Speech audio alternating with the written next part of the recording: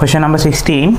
V equal a plus b over t plus ct squared. V is a velocity and t is a time.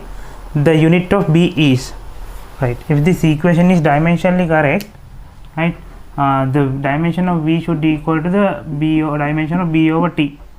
So v is a velocity, t is a time. The dimension of b is vt. Velocity lt minus 1, t it is t.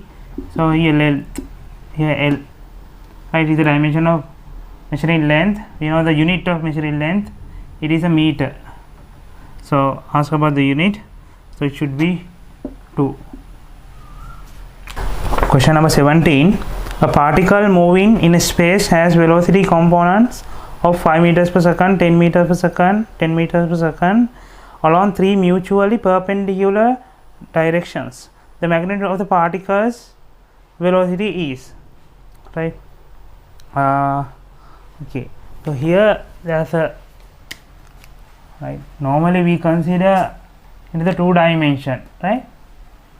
In the vectors we consider about if it is inclined, right, we consider it is into deviate into the 2 components. Now here actually we when an object is thrown, it has a 3 dimension, 2x, y and z axis, right, along the 3 axis. Now here it is given. Now consider, now the particle has 3, here x and y are perpendicular to each other, then you consider perpendicular, right? So perpendicular to this surface, it is z. So that z axis is also perpendicular to the x and y, right? Then here the values, it is given 5, 10, 10, right? Now if I consider only, now imagine, right, imagine there's a 3 components or 3 values act on the object to along the perpendicular object directions, right, x, y, z. Now let's consider first the dimension, the resultant of x and y axis, right,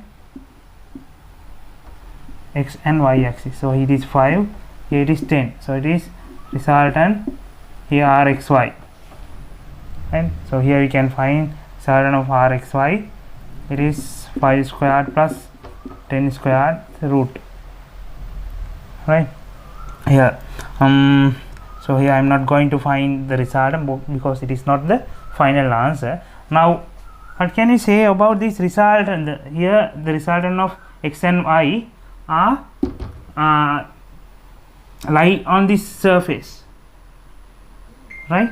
Resultant of this x and y is lie on this surface. That resultant is perpendicular with z,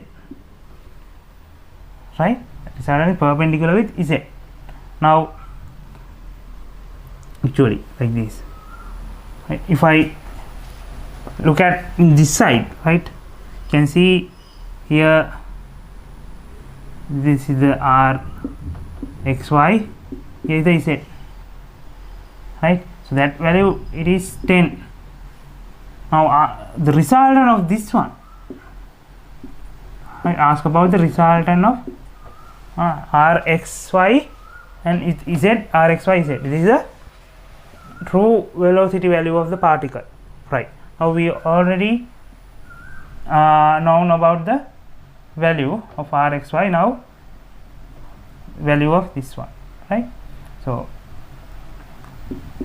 r x y z squared equal z squared plus r x y squared. So r x y, it is 5 squared plus 10 squared.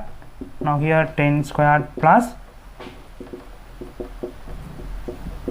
root squared mean it is 5 squared plus 10 squared.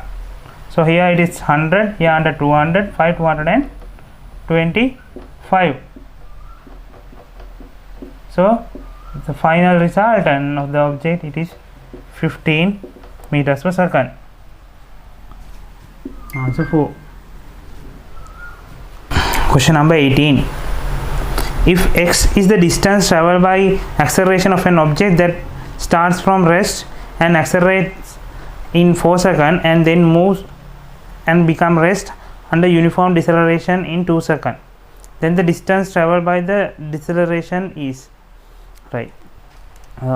Here if we draw a velocity time graph, right,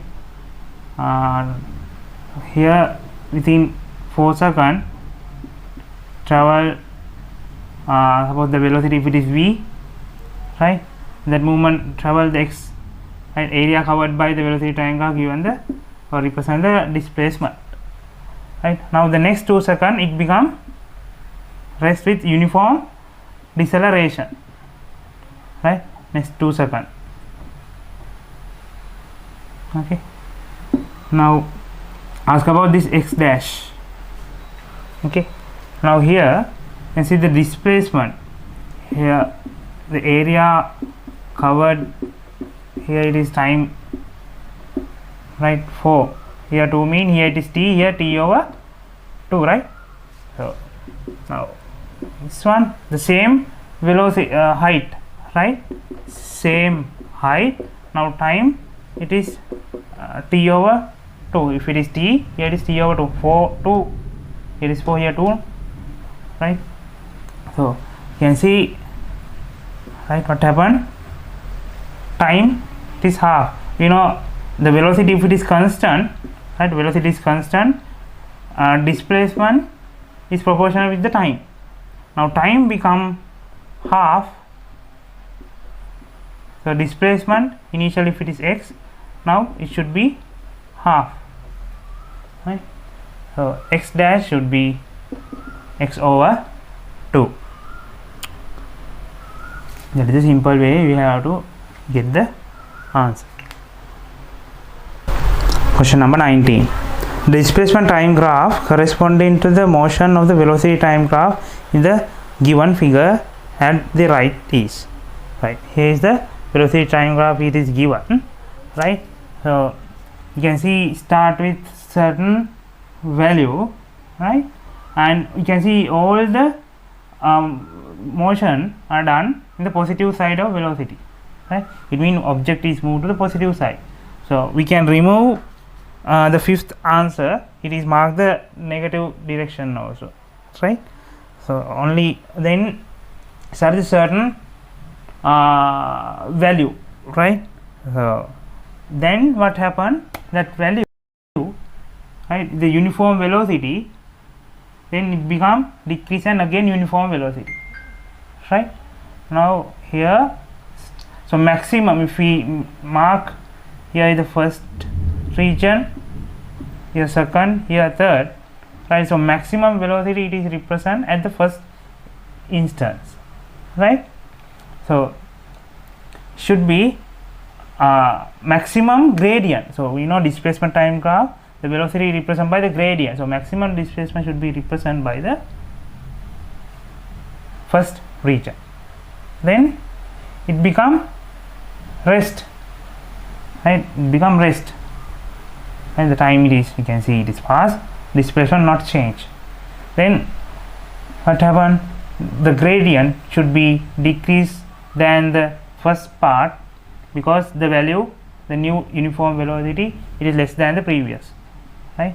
So it should like this. Again it become rest, it may not change displacement, the new uniform velocity also less than the previous instance, so the grade, the slope or gradient should be less than the previous. So this is the correct graph that represent, so that one 4. Question number 20. As shown in the figure, 8 forces OA, AB, BC, CD, ED, OE, FD and OF are acting. The sum of those forces is, right. Here I can start from O, and there's a 3 path I can move from starting from O, right. Here I move from this path O to A to B, B to C, C to D, right? So here there's no linear path or same path, because here this arrows are opposite.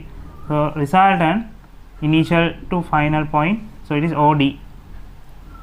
The resultant of O, A, B, C, D path, it is OD. Then if I can move along this path O to E, E to C, again another OD.